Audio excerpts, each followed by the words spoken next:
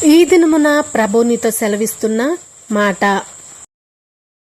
Praise the Lord. మన ప్రభువును ప్రిరక్షకుడైన యేసుక్రీస్తు వారి అతి శ్రేష్టమైన నామంలో మీ అందరికీ నా యొక్క హృదయపూర్వక వందనములు. నేస్తమా, అందరూ బాగున్నారు కదా? చాలామంది చాలా విషయాల్లో దేవుణ్ణి అడుగుతూ ఉంటారు.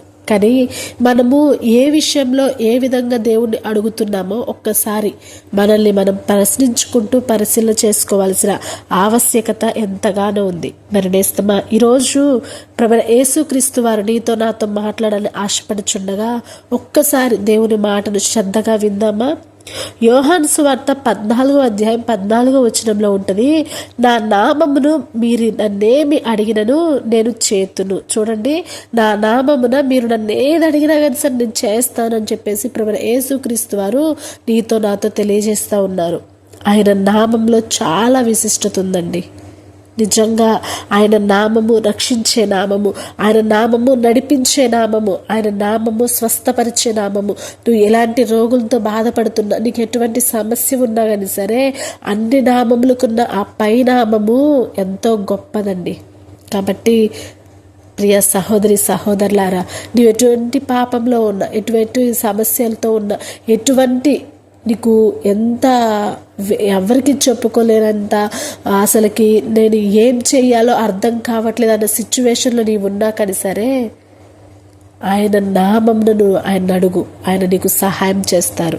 ఇంత గొప్ప శ్రేష్టమైన నామంలో నువ్వు చేసే ప్రతి ప్రార్థన ఆయనకు మహిమ తెచ్చేటట్లుగా, ఆయనకు ఘనత తెచ్చేటట్లుగా, అంతేకాకుండా మహిమ ఘనత ప్రభావములు తీసుకునేటట్లుగా మనం ప్రార్థన చేస్తూ ఉండాలి. అలాగే ఆయన పేరుకు తగినట్లుగా నీవు నేను ప్రార్థన చేసినట్లయితే మన ప్రార్థనలు తప్పకుండా ఆయన నెరవేరుస్తారని వాగ్దానం చేస్తున్నారు. కాబట్టి ప్రియ సహోదరి సహోదరులారా, ఏ విధంగా మనం ప్రార్థన చేస్తున్నామో ఒక్కసారి మనల్ని మనం ప్రశ్నించుకుంటూ పరిశీలన చేసుకుందామా?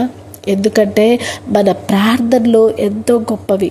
మనం చేసే ప్రతి ప్రార్థన దేవునికి ఇష్టకరంగా, ఆయన నామానికి మహిమకరంగా ఉన్నట్లయితే మన ప్రార్థనలకు జవాబు ఇస్తూ ఉంటారు. చేస్తామా? కీడుకు ప్రతి కీడు చేయకుండా, దూషణకు ప్రతి దోషణ చేయకుండా, దైవ లక్షణాలు కలిగి, కరుణ, దయ, జాలి అటువంటి మనసు మనం కలిగి, అందరినీ కూడా క్షమించే మనసును మనం కలిగి, ఇతరులను గౌరవిస్తూ, మనల్ని మనం తగ్గించుకుంటూ, నీతిగా యథార్థంగా ఈ లోకంలో నువ్వు చేస్తూ, అంతేకాకుండా నీవు ఇటువంటి పనులన్నీ చేసే ప్రతి ప్రార్థన కూడా ప్రభు యేసుక్రీస్తు వారు విని తగిన కాలంలో జవాబును అందించడానికి ప్రభు సిద్ధంగా ఉన్నారు.